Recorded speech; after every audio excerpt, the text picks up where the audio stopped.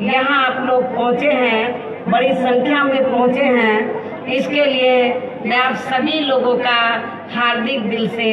आभार प्रकट करती हूँ। खास तौर से हमारी माताएं बहनें भी बड़ी संख्या में हमें सुनने के लिए इधर पहुँची हैं, उनका भी मैं दिल से आभार प्रकट करती हूँ और पूरी उम्मीद करती हूँ कि वोट वाले दिन, जिस दिन वोट पड़ेगा, उस दिन हमारी माताएं बहनें पुरुषों से पीछे नहीं रहेंगी, बल्कि पुरुषों को पीछे करके सबसे पहले आप लाइन में खड़ी होकर अपने गठबंधन के उम्मीदवारों को वोट डालेंगे। वैसे आप लोगों को ये मालूम कि आजादी के बाद केंद्र बिहार प्रदेश सहित देश के अधिकांश शुरू में कांग्रेस पार्टी ही सत्ता में आसीन रही है, लेकिन जब कांग्रेस पार्टी के राज में यहाँ बिहार प्रदेश के भी सर्व समाज में से विशेषकर गरीब, उपेक्षित व कमजोर वर्गों के लोगों का पूर्ण रूप से सही विकास व उत्थान आदि नहीं हो सका। इतना ही नहीं, बल्कि जब इन्हें यहाँ अपने खुद के राज्य में भी, अपने खुद के बिहार प्रदेश में भी रोटी रोजी के साधन व रोजगार आदि नहीं मिले, तो तब उस समय अन्य राज्यों की तरह यहाँ अपने बिहार प्रदेश से भी बड़ी संख्या में ये लोग अपनी रोटी रोजी के लिए देश के अन्य बड़े बड़े शहरों व महानगरों में जाकर बस गए, जिनकी इस बार कोरोना महामारी के दौरान हमें वहाँ काफी ज्यादा दुर्दशा देखने के लिए मिली है। जहाँ जहाँ भी लोग गए थे रोटी रोजी के लिए, तो इस बार कोरोना महामारी के चलते हमें वहाँ उनकी काफी दुर्दशा देखने के लिए मिली, जिनके बिहार में वापस आने पर, आपके बिहार से भी लोग बड़े पैमाने पर रोटी रोजी के लिए देश के जो दूसरे राज्य हैं उनके बड़े बड़े महानगरों में रोटी रोजी के लिए गए, बिहार से भी। और बिहार से क्यों गए? क्योंकि यदि यहाँ पर बिहार में यहाँ की जो भी सरकारें रही उनको रोटी रोजी के साधन उपलब्ध करा देती, तो मेरे ख्याल उनको यहाँ पे रोटी रोजी के लिए दूसरे शहरों महानगरों में जाकर नहीं बसना पड़ता। लेकिन इस बार कोरोना महामारी के दौरान हमें जो लोग भी, चाहे बिहार से, उत्तर प्रदेश से या देश के अन्य और राज्यों से जो लोग भी रोटी रोजी के लिए जाकर वहाँ पर बस गए बड़े बड़े कस्बों में, महानगरों में, तो इस बार कोरोना महामारी के चलते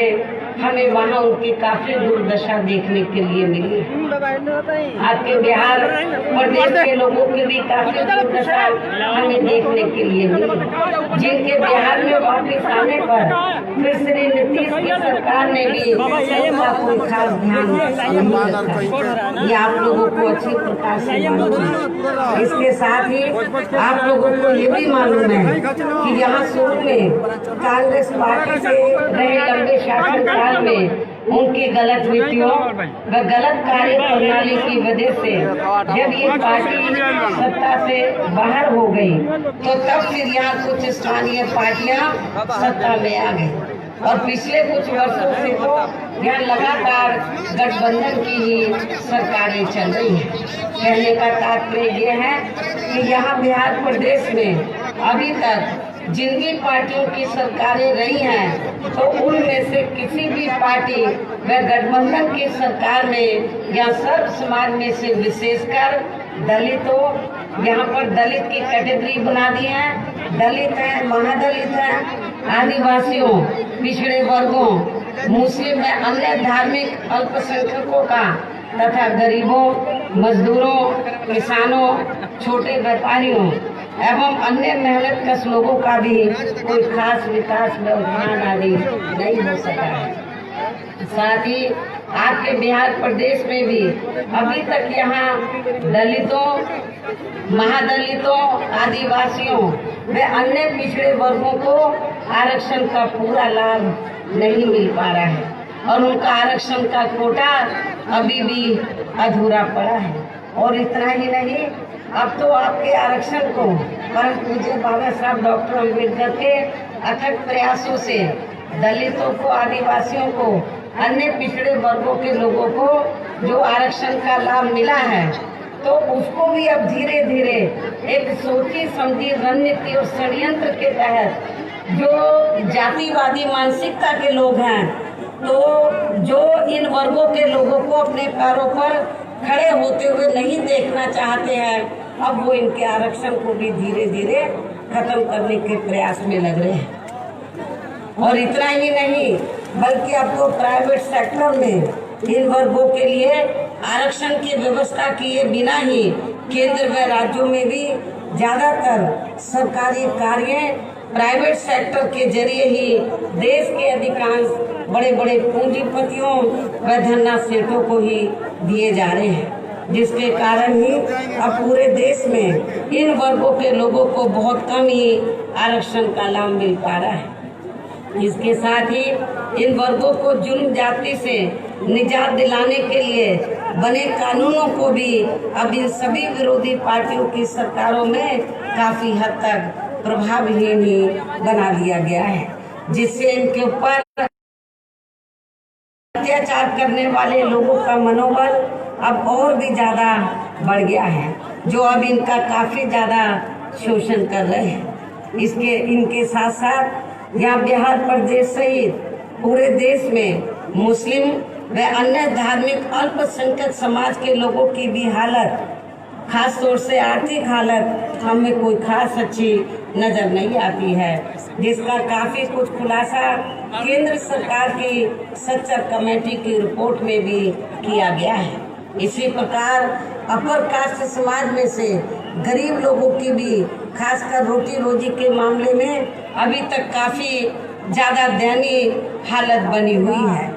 और इन सब का मुख्य कारण हमारी पार्टी केंद्र व राज्यों में तथा यहाँ के बिहार प्रदेश में भी अब तक जा रही सभी सरकारों ज्यादातर जातिवादी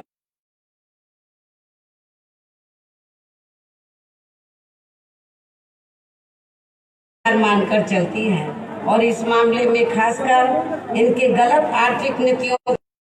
की वजह से ही अभी भी महंगाई आदि काफी ज्यादा बढ़ रही है। पूरे देश में हर स्तर पर भ्रष्टाचार भी काफी ज्यादा बढ़ रहा है, जिससे आपका बिहार प्रदेश भी अछूता नहीं रहा है, ये आप लोगों को मालूम है। बिहार प्रदेश काफी बड़ा प्रदेश है। आप लोग बरसों से ये उम्मीद करके चल रहे थे कि जिस भी पार्टी की यहाँ सरकार बनेगी तो आप लोगों को रोटी रोजी के साधन मिलेंगे, और बिहार से जो लोग यहाँ से रोटी रोजी के लिए बाहर बड़े बड़े कस्बों महानगरों में जाकर बस गए, वो वापस आ जाएंगे।